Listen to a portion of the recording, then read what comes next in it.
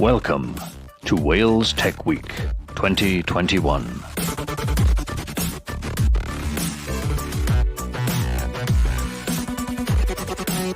Thank you to our partners. Enjoy the session.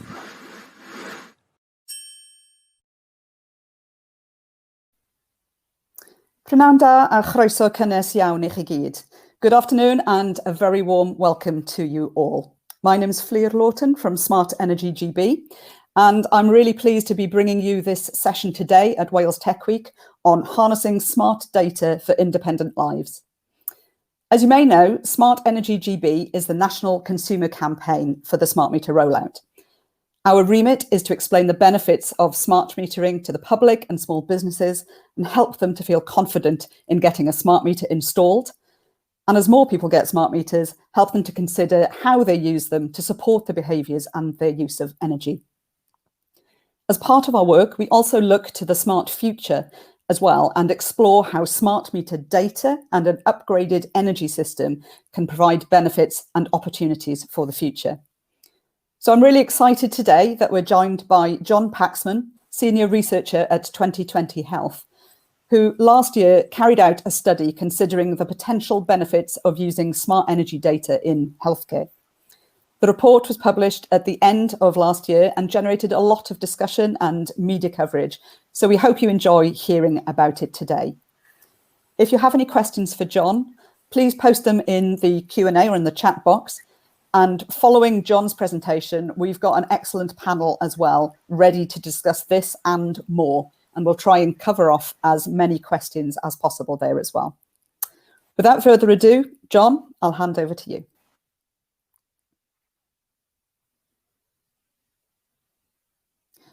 And the joys of technology in a tech week. I think we've just lost John, but John will be joining us briefly. Are you there, John?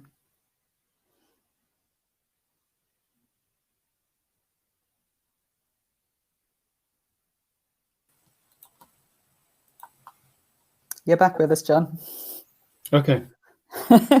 I'll hand over to you, John, to start your presentation. Okay. Thank you. Right. I'm just sharing the screen here, and I will go into full mode. So all being well, you can see there the main presentation, potential of smart meter data in health and care monitoring. Okay. So this is a growing interest, an area of growing interest, given the rapid deployment of smart meters in many countries worldwide, and the communications infrastructure and data accessibility that brings. And at the same time, we're facing rising health and care costs for a variety of reasons. So exploring scalable solutions to support the health and care needs, particularly of those of the most vulnerable, is a top priority. Otherwise, we are likely to see ever widening health inequalities. So that is the impetus behind a lot of this work. And to start with, it's worth mentioning that the smart meter rollout was always intended to help create energy efficiencies and thereby reduce carbon emissions. And as such, it's already a hugely important global health and well-being initiative. But research indicates that the benefits of this technology may extend further. And we're going to see how smart meter data may be used in monitoring systems to help remotely support isolated and vulnerable individuals, to recognize health deterioration as it happens and enable early response, and mobilize social capital, free up healthcare capacity, and keep families connected for peace of mind and well-being. Now, a lot of ambient assisted living technology, or a certain amount of it, is doing this already. But in the case of smart energy, we're building on hardware and a communications infrastructure that has government mandated rollout. It'll soon be ubiquitous. In other words, if the smart meter can prove itself useful as a telehealthcare device, the opportunities will be not just unprecedented, but unmatched in scalability. There are three broad telehealthcare propositions for the use of smart energy data, namely remote home monitoring with support provided by family members, telecare hubs, or clinicians, depending on health or care needs. And then self-monitoring with health alerts being sent directly to the site owner or occupier. And finally, population level monitoring, for example, by housing associations or local authority environmental health, monitoring for unhealthy or hazardous living conditions. Obviously, all three of these would require opt-in consent from households. So to the first of those, the remote home monitoring using smart meter data. The objective in a nutshell is to use smart energy to identify possible health or well-being risk or decline. And the system does this by identifying risks through meaningful changes in energy consumption in the home. And there are a few methods of doing this, and we're going to have to get a little bit technical, but hopefully not too much. So the approach most frequently explored by researchers involves non-intrusive load monitoring of household electricity consumption. This process enables energy disaggregation from frequent meter readings to identify the use of appliances in the home, such as the toaster, microwave, electric oven, kettle, washing machine, the big hitters, the high energy appliances. Each of those appliances has its own unique electrical signature. Over time, machine learning processes build a map of the occupants' routines and activities of daily living by tracking their day-to-day usage of appliances. Thereafter, the system's able to automatically detect any deviation from routine behavior and activities of daily living that may indicate a health or well-being concern or risk. And where potential risk is detected, an alert can be sent to a family member, care worker, telehealth hub, or clinician, whoever's been identified as the first responder. And of course, care or clinical considerations will inform that choice. The first responder would then follow up with a text, a phone call, a video call to see that the person they're monitoring is okay. If they can't make contact, they may escalate the alert as necessary. And this flowchart is actually familiar territory in ambient assisted living monitoring with machine learning capability. Such systems using movement sensors and smart plugs are already in use in some social care settings in the UK. So the really novel part of this is using smart meter data within this framework. This next slide gives some potential use cases and risk detection examples with this telemonitoring approach using smart energy data. So looking at the first detected anomaly, use of kettle or other appliance during the night. This may indicate sleep problems or disturbances associated with mental health problems, neurological deterioration, or arthritic pain. The third row, leaving appliances on, assuming this is a new and continuous behavior, could indicate mental health problems, mild cognitive impairment, or the onset of dementia. At the bottom there, increase of energy consumption, late evenings and nights. That could be due to agitation and confusion linked to Alzheimer's and dementia. This is sometimes referred to as sundowning syndrome. Not listed here since these are long-term changes, but a short-term change could be complete inactivity, or which may indicate a fall or sudden onset of sickness. Back to the top and the use of the kettle during the night. That might be due to a new noisy neighbor, and the occupant may have stopped using the microwave for the simple reason that it's broken. The system won't tell you. But one of the strengths of this approach is it gives opportunity for family members, where they are the named first responders, to check in on their father, mother, other vulnerable family member to see that they're okay. So we can see that this kind of monitoring capability may not only help identify potential health risk, but also track progression of long-term conditions. So is the occupant reducing their activities of daily living? Support clinical intervention monitoring. For example, the effectiveness of sleep medication or Parkinson's medication. It may support post-operative care or reablement. So is the monitored party increasing their mobility and house-based activities? So who's doing what in this space? Well, the first clinical study anywhere in the world, as far as we could see, using NILM techniques was conducted by Liverpool John Moores University and Merseycare NHS. This was a 2016 trial for 6 months with 2 recruited dementia patients, and the trial certainly demonstrated proof of concept. The Austrian firm Solgenium is likewise planning dementia support research, and last year it completed a smart energy sleep study involving 25 participants to map the effectiveness of sleep medication. They've already received, in fact, funding for a second larger pilot, and they're working on opportunities also in the UK. Cleverguard is a project coordinated by the Swiss company Climap, energy tech and data analytics company, with 7 other partners. It's undertaking NILM-based research primarily aimed at independent living and social care needs. And its pilot is funded by the European Active Assisted Living Programme.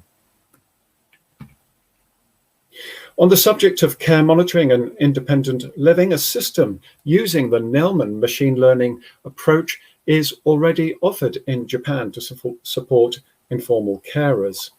It's provided by the Tokyo Electric Power Company using technology devised by the Sony spin-off company Informatis. And Informatis, which has its European research arm based in Cambridge, is currently conducting European trials, one of which was with Howton Housing in Cheshire. And it hopes to have a service ready to launch later this year, likewise aimed at informal carers. How scalable is this kind of approach in the UK? At this current time, non-intrusive load monitoring is likely to require some kind of extra equipment in the home. This could be a consumer access device or a current clamp or probe. So the CAD can take meter readings every 10 seconds approximately, so detect the toaster, the microwave, electric oven, and so on, and it can send that data over Wi-Fi or cellular. The current clamp or probe, on the other hand, can take readings at the sub-second frequency, much faster, hence my faster animated text there. So not only can it detect the kitchen big hitters, like the toaster, microwave, and so on, it can also identify the television, the hairdryer, even mains connected electric lights. So if someone gets up in the night and turns on a light, this system would in theory recognize it. Extra equipment in the home is not to say it's not scalable, because this equipment isn't necessarily expensive in itself, especially for a clinical application. But given that the most scalable scenario is one where no extra kit is put in the home, researchers are seeing whether they can work out from 15, 30, and even 60-minute data which appliances have been used during that time period. So for the UK context, this would be 30-minute data readings that can be automatically sent out from the smart meter via Smart DCC, the data communications company, and onto energy suppliers, network operators, and authorized third-party users, such as the ambient assisted living provider. Scientists at the University of Strathclyde in Glasgow, for example, have been able to disaggregate a number of home appliances from hourly data, but their method did require input of appliance wattage information beforehand. So the question is, can this software be refined and improved so it can work on any unseen household and pick up appliances from 30-minute data? And that's a subject, no doubt, of future research by them and others. So we've just covered 2 approaches to energy monitoring, both of which seek to identify the use of specific appliances as and when used. But the case has been made that the tracking of energy patterns alone could be enough to identify possible health or well-being risk or decline. In other words, identify deviations from routine energy consumption without tracking appliance usage specifically.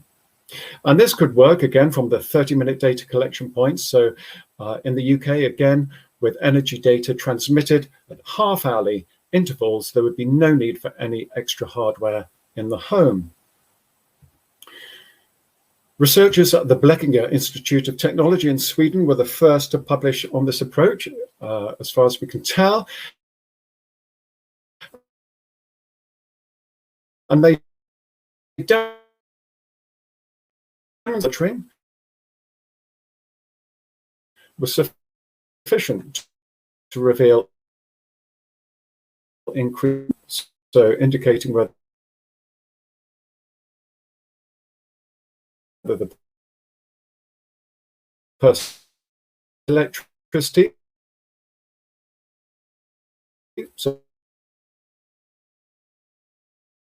not electric patterns. And I'm going to talk a little bit more about that later. I'm not aware that Sweden has tested this approach in a real-world setting, but in the UK, the health tech provider Howz and East Midlands AHSN and other partners are testing a similar approach with electricity data. The pilots began in Leicester and Surrey with sponsorship from NHSX, but as far as I'm aware, this is now extended nationwide. And what's interesting about this particular project is if it's successful, it may lead to the free offer of a basic smart energy telemonitoring service for informal carers. And the approach could be combined or upgraded with other ambient assisted living technology, such as door or movement sensors.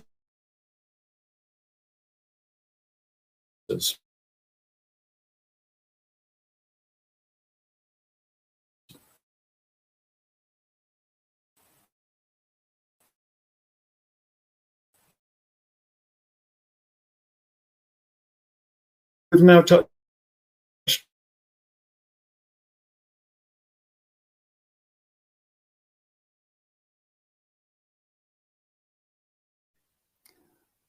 John, I don't know if you can hear us, but we've lost you. John, sorry, we lost you for that slide. Could you go over that one again for us?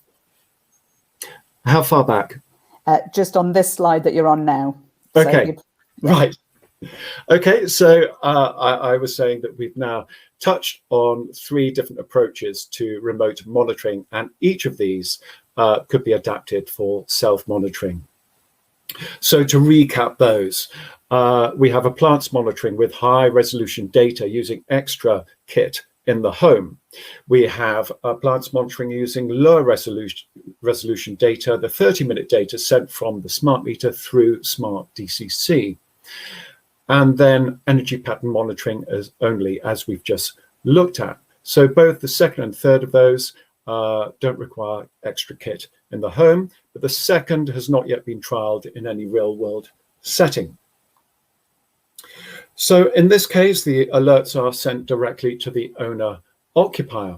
And self-monitoring is an important consideration, particularly for people who don't want family monitoring support, or as they might call it, spying, but who would welcome automated alerts on potential health risks. They might also be happy for this information to feed through to their primary care electronic records. And this is something that Solgenium in Austria, who I mentioned earlier, has been doing in their sleep medication studies. The only people who see the data or who can make sense of it is the patient and GP. Now, such systems could be made available through existing ambient assisted living providers. Alternatively, the service could be incorporated into a home energy management system, and HEMS are employed to achieve energy efficiencies and control over smart appliances in the home. And if employing NIL, the system can allow users to see which appliances or devices are driving up their costs.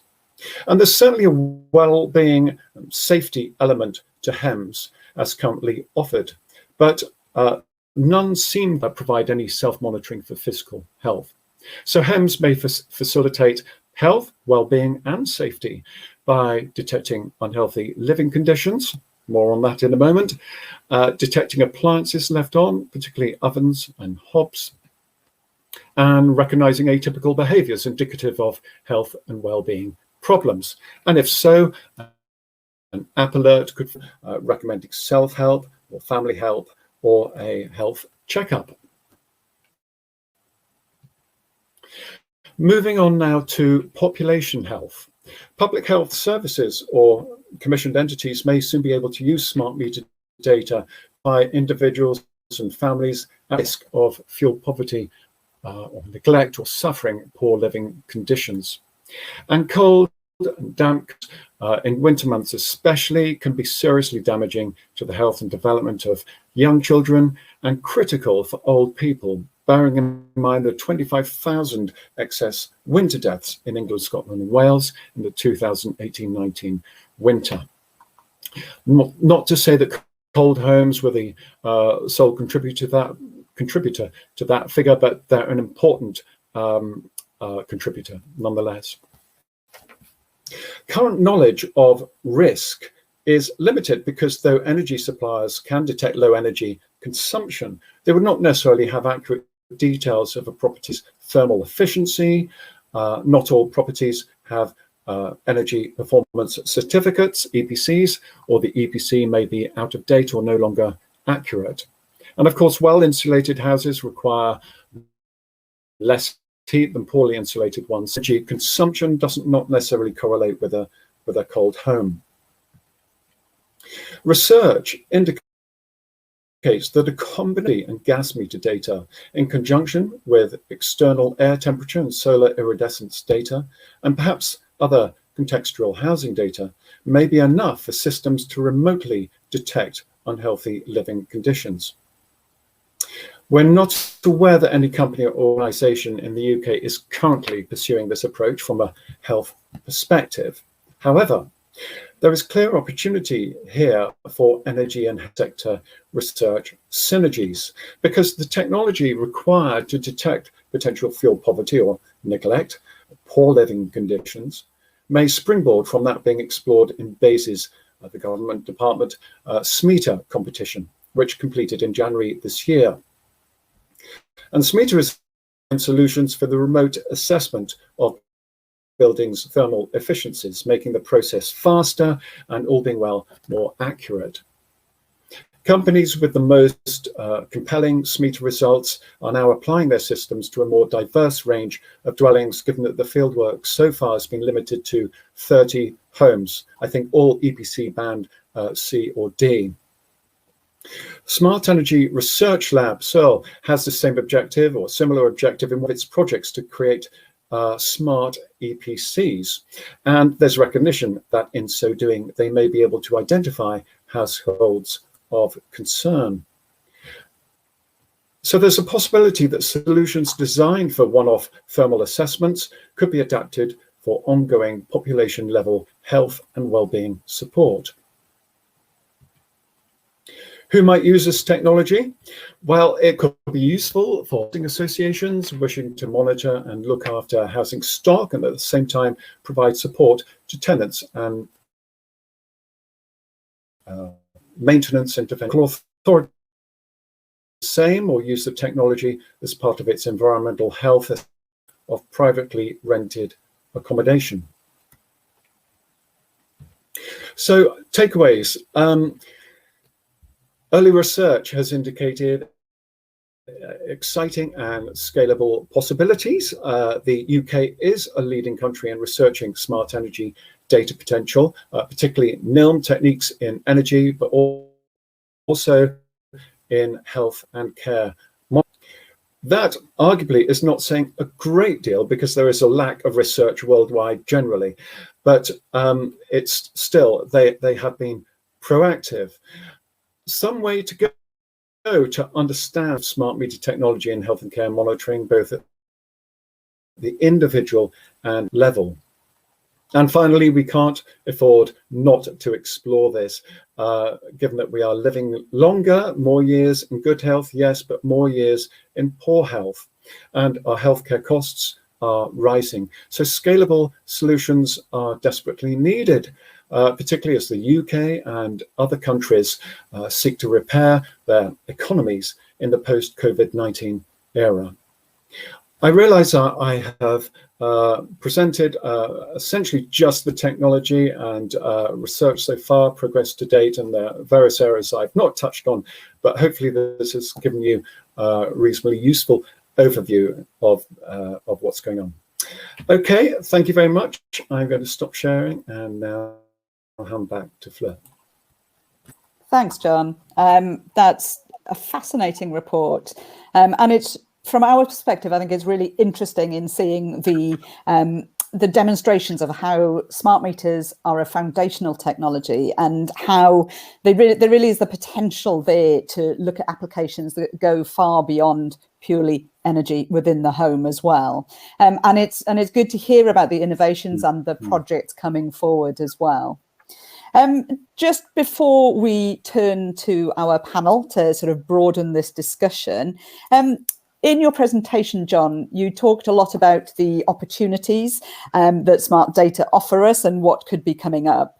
But as we know, with any project of this sort, there are always some barriers to overcome as well. And I wonder if you could maybe just talk about a few of those that need to be looked at for this to be feasible. Yes, I mean, well, one of the barriers may be that the technology itself, we don't know yet. We really understand how far it could go. We need, and perhaps this is the greatest barrier of all, there's a lack of government and institutionalizes the potential and importance of this technology, health and care monitoring. It's all about potential at the moment. This lack of funding, I would say, applies worldwide. It's not just UK was at the forefront, and indeed it's done some very important work. So research funding needs to specifically target this area, and particularly for clinical context. This is the area of slowest progress. This kind of thing has been talked about for more than 10 years now, and yet in that time in the UK, we've seen just one clinical trial, 6-month trial with two. The team, Liverpool John Moores and Merseycare, have not been able to secure funding for their next stage. They completed that plans for a trial with 50 recruited patients, dementia patients, and in a 2.5-year trial. So it's exciting to see what's going on in social care, but otherwise research progress is very slow. So how might this data support clinical decision-making, keeping track of conditions and decline, post-operative care I mentioned, and reablement and medical intervention monitoring. I guess if there's a second one, it's a complex area. A lot of the work has been undertaken in computer science departments, real-world setting. You need multiple partners for this kind of research. You may or may not need an energy developer. You will need experts in artificial intelligence. You'll need healthcare researchers. You'll need healthcare providers to recruit patients and give due diligence oversight. You need experts in the particular clinical condition you are targeting, and then you need independent monitoring. And the active assisted living project that I mentioned earlier out of Switzerland, there are 8 partners in across 3 countries. You know, this is not straightforward, and all the more reason why the funding needs to specifically target research with smart ambient assisted living, or needs to be very specific. Those are the biggest barriers at the moment. Excellent, thank you for that. And I think one of the things you said right at the end of your presentation really stuck with me as well. And given what we've been through for the last few years now with the pandemic and everything else, we can't afford not to do this. So it is vitally important that that these barriers are looked at and that we are driving forward with this level of innovation as well. Thank you, John. I think that's really been illuminating for all of us, and will add now to the discussion that we're going on to. But I'd like to now start to introduce our panel sessions and bring some of the other speakers in as well. This afternoon, we'll be examining how smart data, machine learning, and connected technologies can help people with health vulnerabilities live more independent lives. And we'll be looking at sort of how different assisted living tech, software, and other devices can help people live at home for longer, whilst giving peace of mind to loved ones and carers, as well as healthcare professionals as well. So I'm going to be joined this afternoon by a full panel of experts on this topic, who will provide us with a range of experience and perspective on what is a really interesting subject. So I'd like to start with John Griffiths, I think is joining us from Safehouse Technology. Hiya, John, how are you doing? Yes, very good, very good indeed. So I'll just share my screen, shall I? Yes, please. Thank you for joining us today, John. Can I ask you just to tell us a bit about yourself and Safehouse Technology as well, and then we'll have a chat about everything else with the panel later as well. Yeah, sure. My name's John Griffiths. I was the technology specialist for the Welsh Government from 1998 to 2011. And I was the person in charge of smart metering, when in 2003, a year after my father died, my mother contracted small vessel dementia. And as such, I worked with the Centre for Innovative Aging, looking at smart meter and smart meter data up until 2011, when we realized that really you needed additional sensors to actually complement that data. And as such, I set up Safehouse Technology to look specifically at that. Got a few slides, so if I could just do that. Hang on a sec. And see if I can get it. Can you see that? Yeah. Okay, great. So I think really when you're talking about smart data, what you really need is a very good data source and a reason for collecting that data. And over the years, well, after the last 10 years, I've specifically been looking with my company at ways in which you can enhance the data from the actual smart meter, but also pick up things which help in a really productive way. Safehouse Technology is dedicated to that, and we've built and patented hardware devices specifically to keep people in their forever living homes using smart assisted living. So first of all, you have to understand what the problem is. And in many cases, from a resident's point of view, there's nothing worse than being alone and falling in their own home. Well, there actually is. There's freezing in your own home. There's being mentally distressed in your own home. There can be loneliness. There can be fuel poverty. There's a whole stack of things which come with the territory, really, of being on your own, maybe a partner having left, or not having a support circle around you. And you know, many basic questions. Will somebody help me if I live at home? How will they know if I've fallen? You know, I don't want to be a burden. Nobody ever does. And in many cases, we don't want a stigma of the alarm, or in which case I think I'm okay anyway. And I want to stay in my own home. It's the best place for me. I don't want to move at my life. It's too stressful. So there are a few hazards that you have to actually take into consideration, and the smart meters really help these, but you need additional sensing. Certainly IoT sensors help immensely, but really they're invisible hazards. For example, when you wake up, the smart meter will tell you switch the light on. It doesn't actually tell you, though, that the CO2 level might be extremely high in the room. And over 2,000 parts per million, what actually happens is it's the equivalent of having 40% of your actual cognitive ability.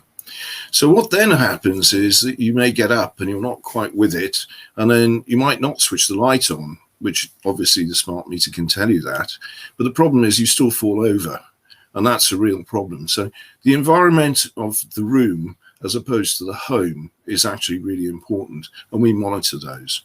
And we do that using non-invasive sensors, which have battery life of about 3 years. And we put them in 5 rooms, essentially. And more on that later. But more importantly, it's important that the person is not stuck to the home either, that they have activity for their mental health, and also the ability to go and feel safe that they're outside. And quite often, in today's world, the GPS assistance buttons are fantastic like that. But the real issue is if you fall and you can't find a button and nobody knows you've fallen, that really is a problem. So you need to have a much quicker recovery. So we complement the smart meter data by having 5 sensors in the home, one normally in the bedroom, kitchen, living room, hallway, and in the bathroom. And these sensors pick up volatile organic compounds, CO2, light, sound, and most of all movement, as well as temperature and humidity. So you may be heating the home, and you may be heating it very efficiently using a smart meter, but you really need to know that the living areas themselves don't have damp or mold. So these sensors can be put in remotely. They're very simple. You just stick with double sticky back plastic, and they connect to the Safehouse hub, allowing the person to be wandering or in the house and actually know there's movement there. We've been looking at enhancing this and using smart meter data. And so we also look at things such as door opening, which was mentioned previously. And we add all this data together, and then we make it available by an API. So how does this smart technology help? Well, this is the invisible hazard. That's a Safehouse USB. And what that does is plug into a USB socket in the bedroom, and it gives us temperature, humidity, light, sound levels, movement, volatile organic compounds, CO2 levels, of which we monitor pretty much on a 15-minute basis.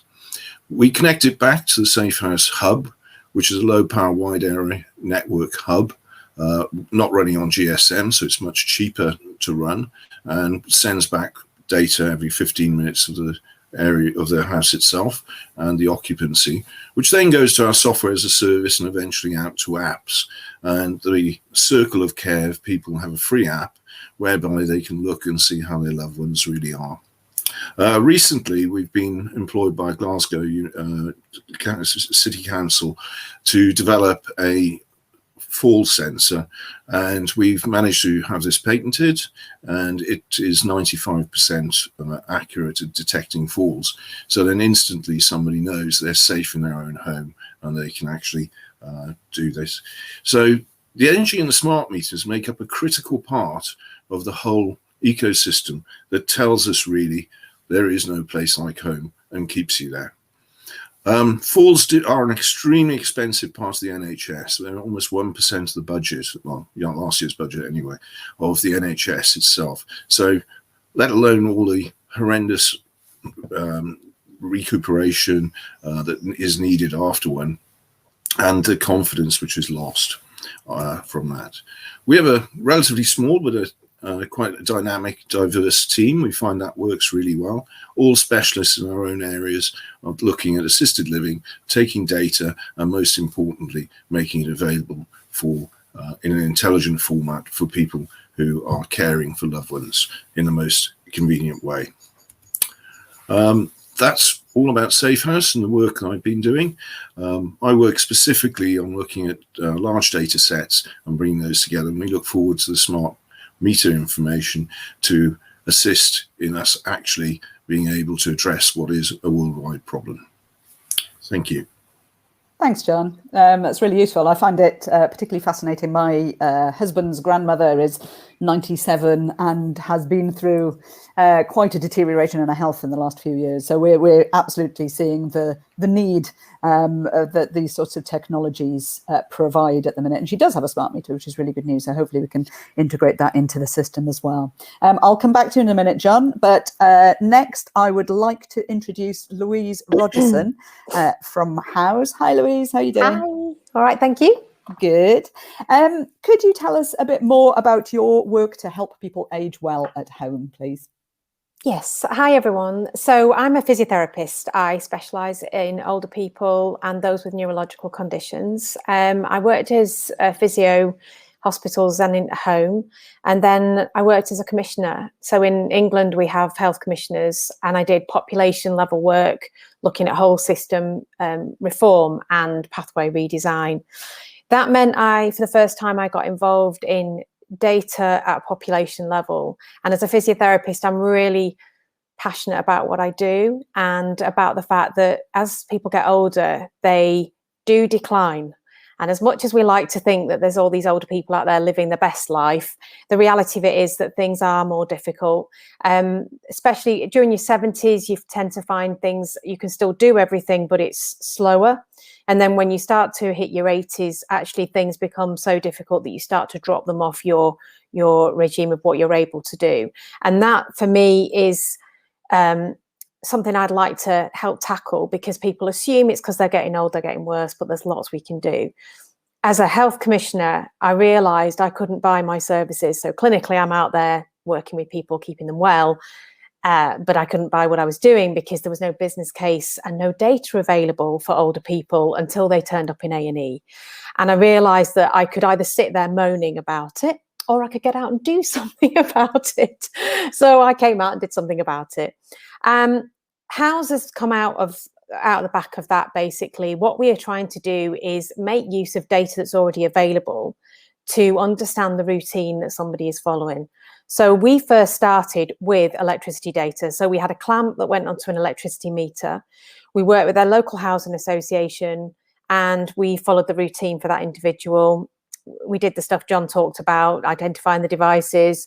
And within about 3 weeks, we realised there was a deterioration happening. Contacted the gentleman who said, "How did you know? I feel dreadful." And he had a terrible cough. And I'm sorry to all the gentlemen listening, but he was being a man and not going to the doctor. And so I said to him, "I think you need to go to the doctor." And he had a very bad chest infection that was left undiagnosed for a long time. And it just got me really excited. So Jonathan, my co-founder, and I got really interested in the idea. I work with older people a lot. I still practice clinically. And what I know is that they don't want to acknowledge they're getting older. And just as the previous speakers have both just mentioned, they don't want to acknowledge it. They're fine. And so what we're trying to do is something that they don't even notice is happening. And for me as a clinician, when I go in and review someone at home, what I'm looking for is whether something's changed. So I go into some homes and honestly, their routine is awful. I have a lady who falls about 4 times a day, but she just bounces like a ball, gets back up and carries on. That is her life. What I'm looking for is what's changed. So the data science we've developed has been into change detection, and using that has allowed us to work with that 30-minute aggregated data, because that allows us to identify when day is, when night is, and when devices are in use, and when there's just background noise in the house, electricity usage in the house. And we're really open to what we can use it for. So I really love the idea that we can detect health changes, but I think that we have to be mindful of the fact that context is really important. So what we see is technology giving families and clinicians and carers and social workers time to sit with somebody and work out what best to do. I can spend 20 minutes of a session saying, "What have you done for the last week? How have you slept? How have you eaten? How have you done?" But if I have the information in front of me, I can say, "Okay, we can see that you've pretty much followed routine. Let's crack on and do something exciting. Get up them stairs and get moving." I am a physio, I'm a bit of a bully, I apologise. So what we're doing now as a company is we've started to work with smart meter data as a replacement for the clamp. We're able to take that information, as I say, and learn normal routine. The thing that's exciting for us is detecting change in routine today, that anomaly idea, that immediate response, but also changes over time. And then what we're also looking at is fuel poverty, because that's a significant link, cold homes for chest conditions, and also even things like cuckooing. So we've picked up a case of cuckooing in the northeast where we were working, where in fact other people had moved into that house, because we also look at a population level for the usage and pick up outliers and say, you're using a lot more, you're using a lot less, and what can we do? As John mentioned, we're doing this nationwide now. The app is available now, so anyone with a smart meter can have a go. And from there, we are doing specific health trials in Leicester and Surrey, but the actual app itself is available. And yes, we just learn normal routine, feed it back on an app into people, so people can use it, family can use it. We can API into organisations, and we've also connected with an alarm receiving centre to alert them when something's happening. So it's a similar thing to when you press your red button. And just as John's just mentioned, we also have acknowledged that you might need extra sensors along the way, motion sensors, door sensors. But for me, the idea that low income families looking after mum and kids could actually just get online, get an app, download it, connect the smart meter and start viewing that data and be aware of what's going on. It's too good an opportunity to miss. Thanks, Louise. That's I think that's really useful and really fascinating. And I absolutely tally with the instructiveness of physios. I know what mine is like. And yes, she does tell me exactly what to do, which is very good. Thank you for that. If I can just bring our last panel member to the stage. Hiya, Simon. Hi. Good to see you. Thanks for joining us today. So, Simon, you're from University College London and the Smart Energy Research Lab, and it'd be great to hear a bit about your work and particularly sort of bits around population monitoring as well that you're doing. Yes, thanks. So introduce myself, Simon Elam. I'm a Principal Research Fellow at UCL, and I'm Director of the Smart Energy Research Lab, and I'll speak a bit more about that in a second. So, I'm sort of going to be covering the kind of population level screening or research as described in the 2020 health report and John's presentation, which is slightly different to the main topic of assisted living in this discussion and the other panelists you've just heard from, where the focus is very much on a home or an individual within a home. And also there are likely to be, I think, a range of technologies and sensors deployed in those homes for most of those assisted living solutions. So we're generally conducting research where we don't have any other technologies or sensors in the home other than the smart meter providing energy consumption data. And we sometimes link that smart meter data to other relevant contextual data, and that would be typically open data sets like EPC, which is an energy performance certificate data, and also weather data, which is obviously quite important when we're looking at heating and warm versus cold homes and so forth. Most of the research that I we'll cover today is being conducted at a national scale or potentially subsections of the population. So, for example, geographic regions or particular socio-demographic groups. So households in fuel poverty is an obvious one, and that has a kind of clear links to health outcomes as well. Or we might look at households with particular technologies, for example. So solar panels or electric vehicles, things that have a quite a big impact on the energy consumption in a home. It's also true that at the moment, most of the work in my area, I'm coming from the energy research angle, that's using these smart meter data is really looking at primarily looking at energy consumption rather than health or assisted living. Although there are, substantial links between domestic energy consumption, the energy efficiency of homes, and health. So, for example, cold, damp homes are generally not good for people with cardiovascular or particularly respiratory illnesses. So, and I think this nexus of energy demand, the energy efficiency of the domestic housing stock, and health outcomes is a growing area of interest and a growing area of research in the UK and globally, and certainly a growing area of research in my sector. So, just give a few examples of the types of population level research that we're doing. I guess kind of firstly looking at better identification of households in fuel poverty, and also looking at better solutions, if you like, for households in fuel poverty.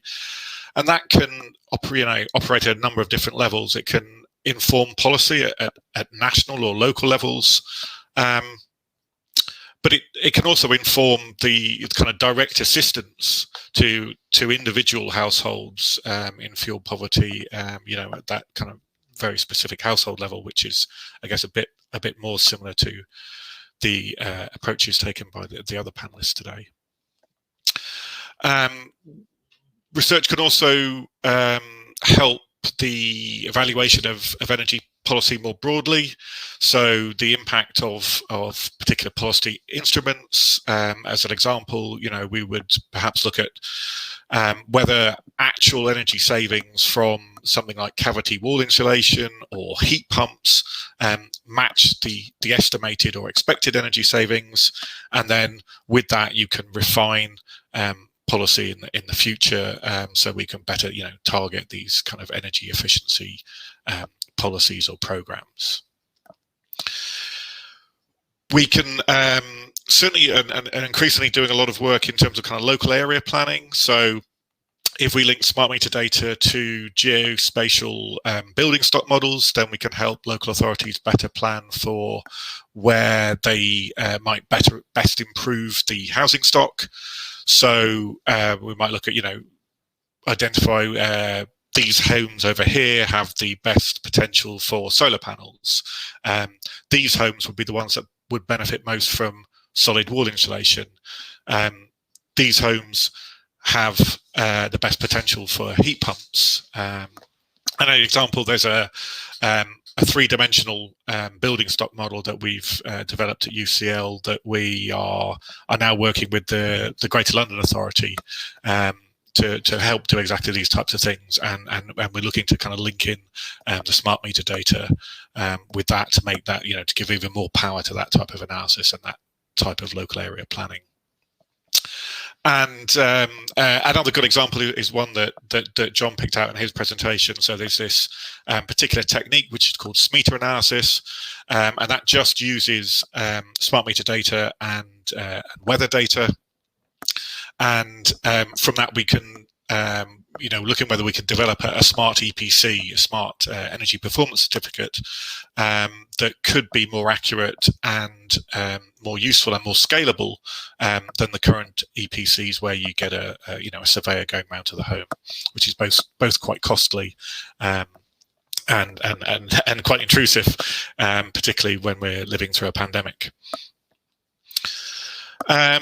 Thinking about some of these kind of potential outcomes of all of this. So I think if we combine some of the techniques I've just discussed and some of the research that I've just discussed, we might have solutions that analyze data and automatically provide robust recommendations to GPs, for example, or other health and social care professionals, so that your GP might be able to prescribe a new boiler or cavity wall insulation that treats some of the underlying causes if you're a patient with a respiratory illness, for example, rather than the GP prescribing drugs to treat the symptoms. So it's a different approach to the kind of telehealth or assisted living solutions previously discussed, but it can have a similarly direct impact potentially on individual homes, and provide a different type of health solution backed up by smart meter data to those already discussed. So I would say we're not there yet, but we're also kind of not too far away. And I just want to very briefly talk a little bit about the Smart Energy Research Lab. So that's an example of how we're putting this population level screening and research into practice. So hopefully the technology will work for me, and I'm just going to share one slide. So we had a few technology issues earlier, and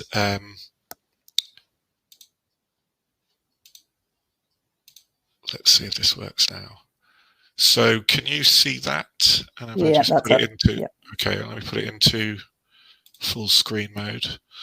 Okay, so the Smart Energy Research Lab, or SERL, the acronym that you've probably heard me use already. So it's a research portal, which is now fully operational. We've got an observatory panel of 13,000 representative GB households with linked contextual data. We've got smart meter data, which is longitudinal half-hourly data collected from August 2018 onwards. I'll talk a little bit about the other data now. So this diagram on the top left there. So we've got electricity data at daily and half-hourly resolution. We've got gas data as well, which is very important because a lot of energy consumption comes from heating, and in most homes that's through a gas boiler. So we've got the gas data linked in. We've also got weather data, which again is very important when we're looking at gas consumption and heating. And we've also got energy performance certificate data for around about 50% of our households, and that just reflects the availability of EPC data that's kind of collected in a different register. And finally, we've got a SERL survey. So we developed a SERL survey that asks some questions about the physical characteristics of a building, the home that the participants live in, and as well as some kind of socio-demographic information. And that's completed by our participants when they sign up. And so we've got that, and we link that in as well, which provides very useful contextual data for the research that we conduct. In terms of data governance, extremely important for a project like this. So we're fully compliant with GDPR and additional obligations that come with the Smart Energy Code, as well as university research ethics. And finally, we provide this data to researchers in a secure lab environment, and that's an environment that's hosted at the UK Data Archive. Alongside the research portal, we've got a research program that's underway. We've got 8 projects already kind of commissioned and in progress, doing kind of innovative energy demand research. We also do some program evaluation and policy evaluation, typically for government. So the Department for Business, Energy and Industrial Strategy. We're doing an evaluation of their smart energy saving trials. And last but not least, and this research portal, the SERL data, is available to all accredited researchers and approved projects. So we strongly encourage anyone who thinks that this data might be useful for the research that they're doing to submit an application. And there's a bit more information on our website there. It's serl.ac.uk if you can't see it. Go and have a look at that, and there's more information about how to apply to use SERL data there. I will try stop sharing my screen now.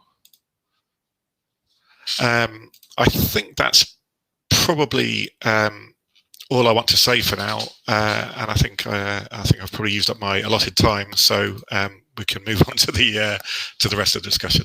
Thanks, Simon. No, that was really interesting and covered off such a number of different areas as well that we're looking at. Not just at today's session. I should give a plug for tomorrow. We're doing another panel session tomorrow on fuel poverty and a fair and just transition in the energy world as well. So that it is really interesting in terms of what you're talking about.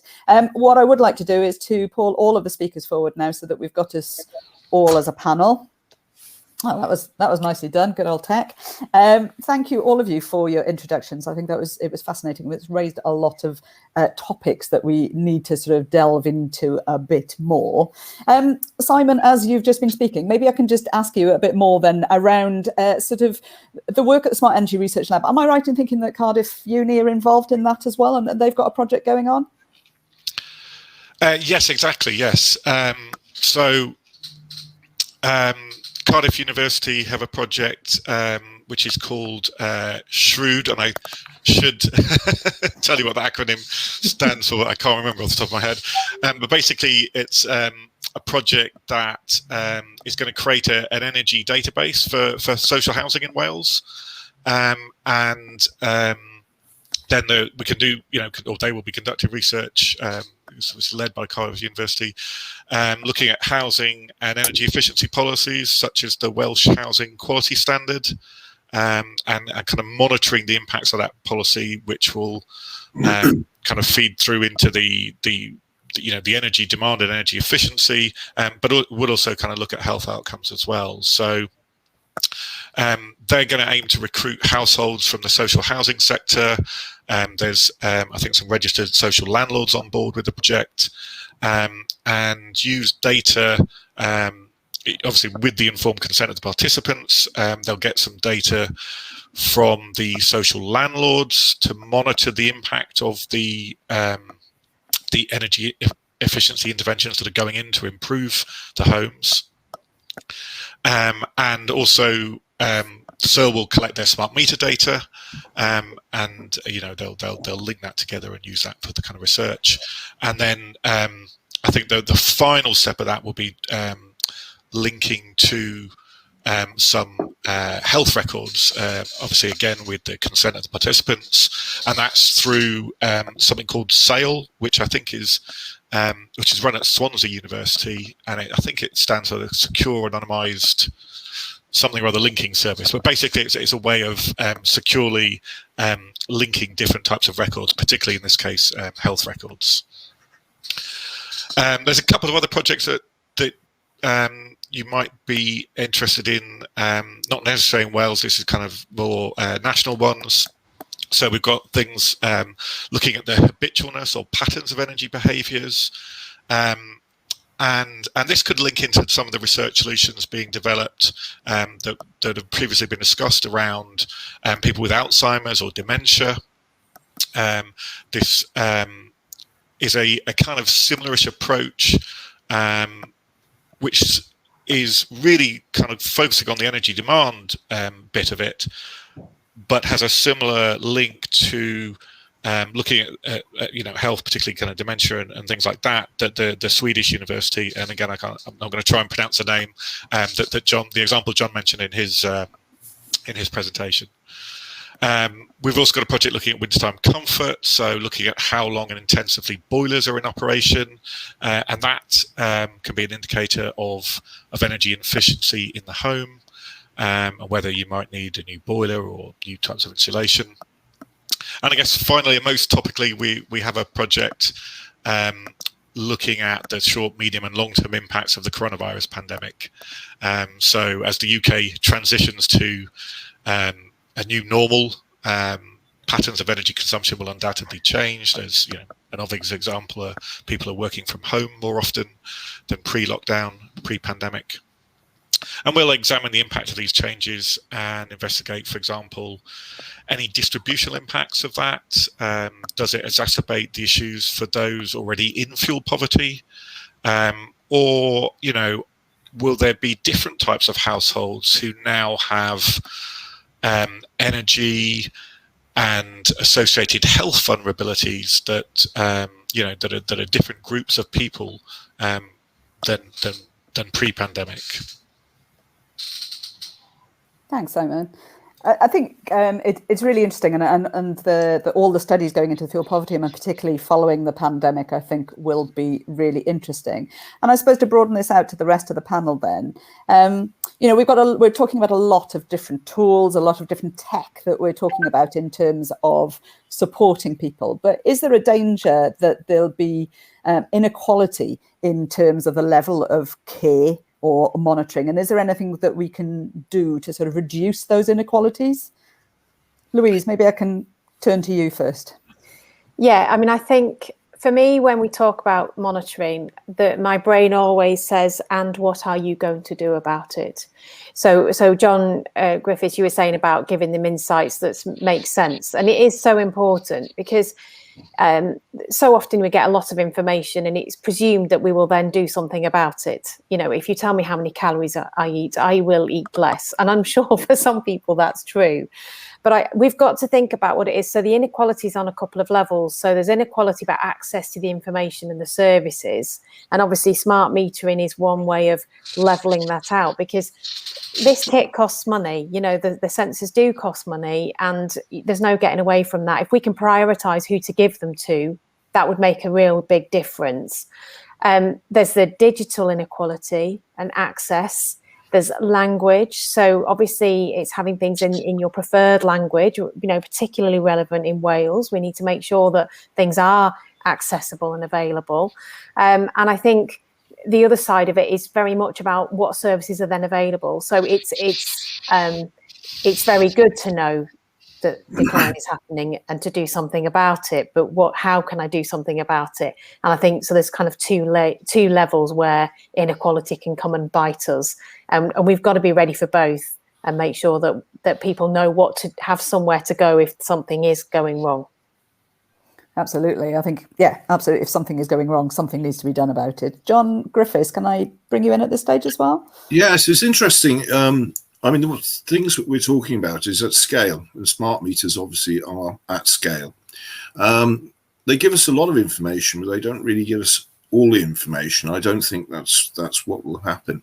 What I believe is that what we call low power wide area networks, which are not owned by the GSM, the mobile phone companies, are being rolled out through councils, allowing them to have much more economic services. We use something called LoRa, which is now very, very good at delivering text message size data, a very good range with excellent battery life. Many of these things last 10 years. So all of a sudden you start getting data from people. You can afford to put these things out and link them to the smart meter data, because just picking up things such as temperature and humidity immediately start telling you something about that individual. We did a large rollout in Liverpool, 2,000 users, and it was very interesting that we had people who would actually switch the heating on only because the carer was coming around. Now, that's not doing anybody any good, but you never pick that up. So our emphasis really is looking at targeting these people who are in trouble. And out of the 2,000 people we looked at, we picked up 3 which were really good examples of cases where just very simple energy data can tell you something, and temperature and humidity can tell you something about it. And one example was all of a sudden, for no apparent reason, somebody started unplugging our device at 10:30 at night and putting it back in the following morning. Most devices wouldn't tell you that. They just say, I've been unplugged. What we found out was we sent somebody around who from social services who did a memory test, and that person was actually had reverted back to 1969.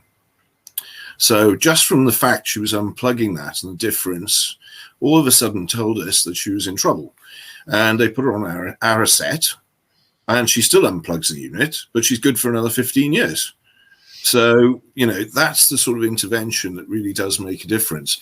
Try and find that one person out of 2,000. Very difficult indeed.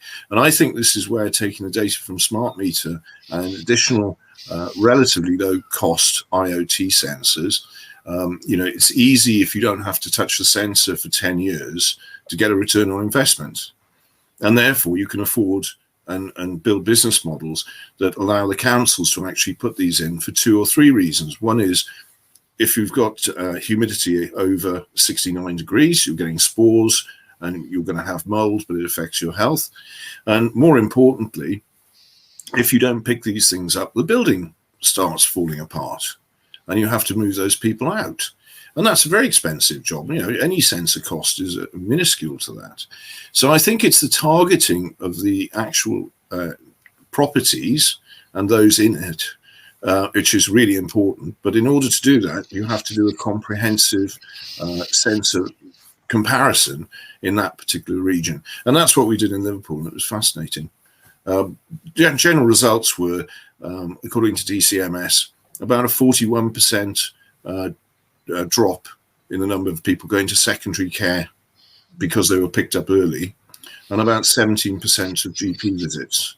So turn that into cash, and I don't think that was a very expensive sensor, really. Absolutely, and I think that's what's fascinating about everything we've been talking about today is kind of, it's not just about the individual result that it's happening, but actually it's the impact long term as well, which I think is really important, both on the individual, but yes, on the economy as well, and how we're supporting things.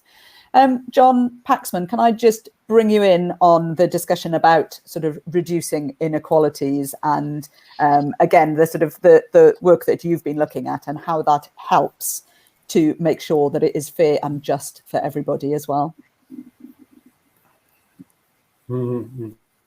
I think it's always difficult at the in the embryonic stage of a technology and rollout that you create health equity and equality of access, and it partly depends on offering the service anyway. We've been talking about assisted living providers obviously doing this in Japan.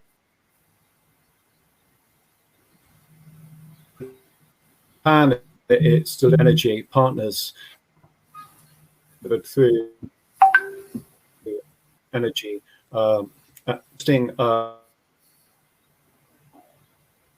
people to the service, because told is one way that energy providers could be involved. Thinking about we have the warm home discount scheme, but I think you need to apply for that. You need to be signposted to it. You need to know about it. So who's going to tell you? And to my knowledge, the energy you actually need to go online and find out, or someone needs to tell you. The energy providers, I'm not sure, are telling you at this present time. That might not be true for everyone, but I know anecdotally that to be the case. So in terms of equality of access, it all depends who's delivering the service. We've talked about housing associations, local authorities might have a vested interest in looking after housing stock, and they may well be able to find the properties, the households that are struggling most, because after all, we're talking about equity here. Also, we're talking about who needs this service most, and so not the people in a well-insulated house who are wealthy, EPC band A, but your E and F. I don't know how far down they go, but to be able to identify those households, as Simon has been talking about, would be one step in that direction. Excellent. Thank you, John. Just from the audience, if you do have any questions for the panel, then please put them in the chat box now and we'll pick those up. But John Griffiths, we spoke before about sort of the fact that you're gathering a lot of really useful data. But is it enough? Because you're talking about a lot of different monitoring systems, but we're talking about gas and electricity, particularly with smart meters. Is that enough, or is it useful to get sort of additional data sources as well? Yes, I think in today's world we can get lots of data sources from APIs, and one of the things we do is when we identify a building, we put the longitude, latitude, and height, and a description of where that primary address is. That means that in our software as a service, you can pick up automatically the outside temperature, outside humidity, outside air pressure, which is really useful because you can see when you have the sensors in each room, you can have a baseline of how each room is performing in that particular environment. So not that, and to compare it to outside temperature and humidity is very useful because you can then see the utility, the efficiency of that particular room. And quite often you'll have a property, indeed my own has this problem, whereby the whole place is dry as a bone, but one room is absolutely damp and it happens to be where the person lives most of their time. But if you don't have, the whole property wouldn't tell you that. But then the amount of electricity and gas you're using would. And that's where combining all this data together in a common interface, which you can then look at, is where I think we've been fairly forward thinking. in that we're combining the internal and external data with the meter data as well, to then start building or allow people much cleverer than us to build models that actually could then say, well, there's a real problem with this building, or if there's a carbon intervention, how is that baseline? What's the baseline before the intervention, and what's happened now? What's the actual tangible result? And with the cost of things like heat pumps, that really needs to be driven home, because you're going to put £8,000 for a heat pump, you need to save a lot of electricity or gas, one of the two. Well, it's no good if the building, the second bedroom upstairs in the building, all of a sudden 50% of your energy loss is through that room. So the data is really, really, really useful. And I take the point about the facilities management people and the housing associations. I don't think they've quite quantified how much they can save in heating and maintenance costs. But most importantly, I think, is the fact that it's the ability to actually keep that person healthy in their own home. So if we could, I'm not saying that we do at the moment, but we do have the ability to include water meter data along with gas and electricity, you would have a very, very good idea of the health of that person, from the amount of times they shower, the amount of times they go to the bathroom for other things, and you'd build a very accurate pattern from that. But we're a little bit off that yet, but we're looking into that as as an aftermarket thing. Louise, I think you want to come in on this point as well. Yes, so you're right, John, the water meter data is fascinating. So we've been doing, we've done a large scale review of water meter data, and you absolutely can see pattern. I think you can't say what the activities are. So as I said before, our approach is slightly different, less track, more change detection, but you can absolutely pick up the leaky toilet. I now know what one of those looks like. But also very interesting to sort of think about, where does the activity sit? So, one of the things about motion sensors combined with electricity monitoring is, are they interacting with their environment in a meaningful way? So I could just be wandering round and round and doing nothing. The beautiful thing about water meter and electricity meter data is that you can actually see how it all sits together. And the water meter data is very interesting. The problem is that it's just accessing it is much more challenging. So in most areas, people are a little resistant to water meters, but also actually getting the data out, the water companies themselves, because they have a sort of a regional monopoly in the water industry, much harder to get over. So they are actually still, a lot of them, relying on the bin lorry driving over the sensor and picking up the data once a fortnight. But the opportunity is huge to be able to put that information together. So we're excited about it. We've done a work with a couple of water companies on exactly that. Excellent, thank you. Simon, is there anything you want to come in on this in terms of sort of looking at other pieces of data as well? Obviously, the Smart Energy Lab collects a whole host of data, but also in terms of the projects that you're doing. Yes, I mean,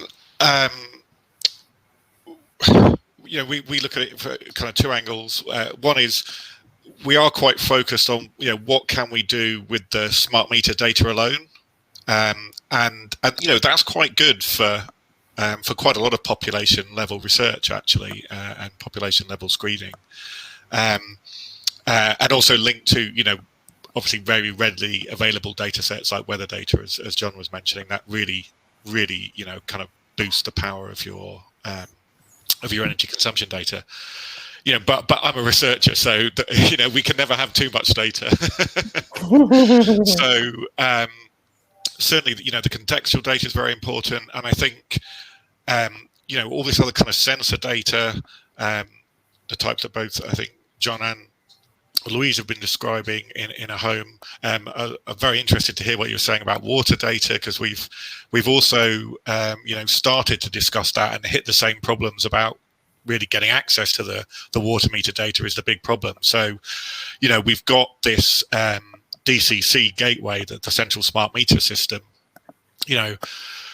I'd like to think in the future, as that's fantastic for us, because we have one place that we need to go. It's quite a challenge technically and legally to get a connection to that, to be able to collect energy smart meter data. But once you've done it, you can get all of that. I'd like to think in the future, and I know the DCC are looking at this, can we get other data streams through this national infrastructure, this very secure national infrastructure that we've already been developed? Let's leverage it. If we could get water meter data through that as well, that would be fantastic. And I think, also getting other sensor data through there, particularly the consumer access devices that I think John mentioned. They can host a whole host of other sensors that are linked to the smart meter data, could be linked into the national infrastructure. That would be fantastic. Even getting that, 10 seconds. So at the moment we can, the smart DCC, the central infrastructure, only transmits half-hourly data. But actually the meters are collecting at 10-second resolution. So, just getting that through the central smart meter system would also be really helpful for a whole range of stuff around change detection, patterns of energy consumption, et cetera, et cetera. So I think that's, that's a kind of exciting development that may become reality, hopefully will become reality in the not too distant future. And I think you're right. I think DCC are doing some work on sort of data for good and things like that as well at the minute, aren't they? Looking at sort of different ways that we can use data.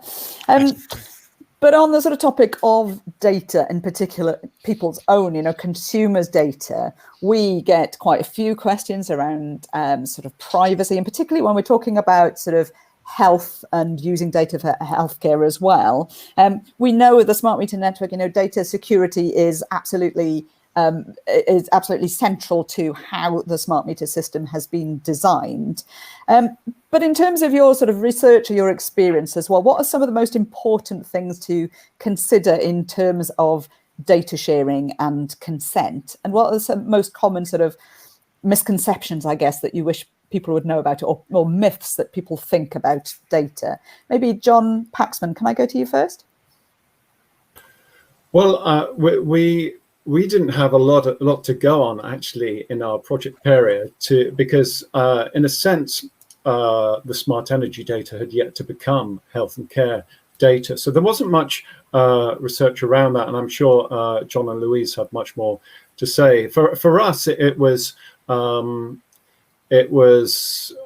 important to look at what the data access and privacy framework was spelling out, GDPR and so on. And Bayes looked at this in 2018, I think it was, looking at how smart energy data might become health and care data and the regulation around it.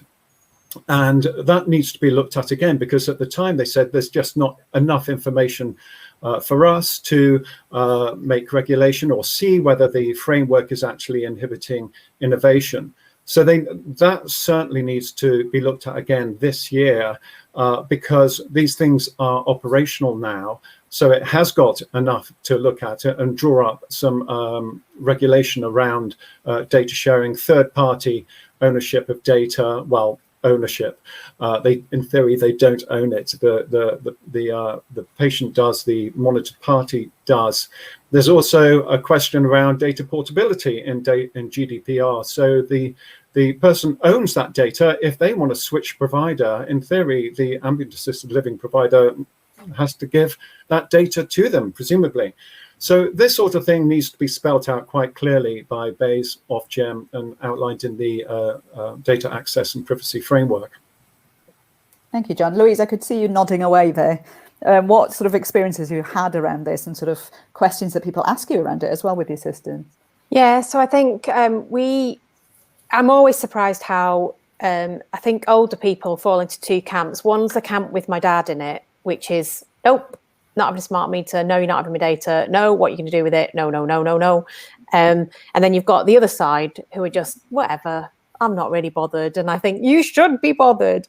What we found actually, the third party consent process, our app just goes through that. So you sign up for the app and then you say, I'm going to use my smart meter, because you can also use your phone data in our app, which was adding a little bit more information into the flow. So you can go in, you select your data source, and then you're actually taken out to the third-party consent process that the Smart DCC of working with those third parties. And that's allowed us to then really clearly tick the box. So we when we were setting up the contract stuff with Surrey and Borders for NHSX, the data privacy impact assessment was quite straightforward to do in terms of offering it out to general population to do what they want. When it comes to integrating that with health, though, there are two big issues. One is the whole concept of data ownership. They talk about data ownership, but actually, if you don't own your health record. When you work in health, we always say whoever owns the pen owns the record. And I know it's not quite like that, but it kind of is, because it's in my system and you can have what I'm prepared to give you.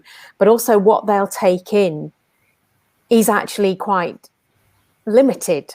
So you couldn't send smart meter data in. You have to turn it into actionable insights, and then maybe they will accept it. And so what we've done is very much work directly with the customer to say to them, are you, so with our trial in Leicester, we will say to them, are you a member of this practice? Would you like to participate in this research? And then we will go from there. And it was very much them initiating that step and allowing that to go forward. I think people, when we first started looking at electricity monitoring, I asked people if I could put a sensor in the house. I went to 42 people in a sheltered accommodation and they all said no. And then I said, can I have your electricity meter data? And they all said yes. I had 2 people say no, and I just put clamps on all these electricity meters in this closet. It was amazing. So I think we've got work to do to educate on the customers about what it really means. And then I think there's work to do to say, actually, why are you sharing it? And I think you were right there, John. What's the portability? Because we keep getting asked, can we have the raw data? And we're like, knock yourselves out. I don't know what you can do with it. But so I think it's really interesting. And I certainly think the water meter companies have a different view. So that is something we need to talk about. Who do I have a right as a customer say, please, can you give that information to someone else? And I have to say the way it's being done at the moment actually is quite smoothly done. It's quite easy to use. Excellent, thank you. John Griffiths, anything you want to come in on this one? Yeah, it's interesting. If you, I don't know, sometimes in families, they don't always get on. And if you have somebody who has Miles' case of dementia, it's very difficult to get consent from that person. And so we actually designed our own consent system using club cards. And so basically you can distribute, because the person owns all their data, you know, because we wouldn't give them the smart meter data. It's actually physically theirs. And what people seem to forget is that they own it. So they can give it to whoever they want, as long as the procedure is GDPR compliant. And because we generate the data ourselves from the actual Safehouse hub and all the sensors around there, they're only identified by a 16-digit hex number. So you have to break into AWS, find out that particular thing, go off, get it, and then bring it all together in some meaningful format for messages which are 10 characters long. Why would you? Yeah, that's a lot of effort to go to, isn't it? Why would you? And it could be in Singapore or it could be in London. It makes no difference. And Amazon are very good like this because they have something called elastic containers, which allows a very secure way, but you can actually keep this data there and pull it back without using traditional databases. So you can actually cut down your costs to a very, very low level by using different, not traditional computing technology, as long as you have the consent from that individual. And what we found is that the individual, actually, because they've got the empowerment of having this amazing card, they actually have choice, while before they never had choice. And then all of a sudden, it becomes much more sensible for them to give who they like that information to in the form of an app, in the form of somebody in their circle of care. And then they engage very much with it. And so I think, you know, there are different ways in which you can approach data. Sure, if you don't own it, then you've got lots of things there. But if you do own raw data, then actually empowering the user to enable them to get some benefit from it also brings them into the fold.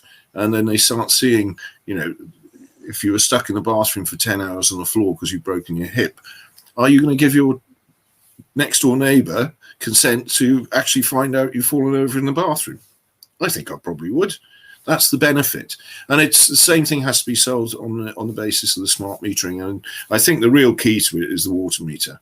If we could ever get that, I totally agree with Louise, it would be a complete game changer, and you probably wouldn't have to see the GP very often at all. But it's one of those things that is ideal. And again, I think GDPR is great, but if the person has the consent and the ability to give that information to another person, GDPR isn't really a problem. Excellent. Thank you, John. And thank you, all of you. We've actually come to the end of our time. I think we could go on all afternoon. There was so much more that we could discuss around this issue. Thank you to John Paxman in particular for your presentation earlier, but to all of you for your contributions this afternoon. If anybody's interested, we've put the link into John's report on the chat function, so please have a look at that. I can see Louise has posted there as well, so if you do want to get in touch with her around her projects, then do that. And I'm sure John Griffiths is also more than happy for people to contact them, as is Simon. So thank you very much to all of you for your contributions today, and diolch yn fawr. Hwyl fawr.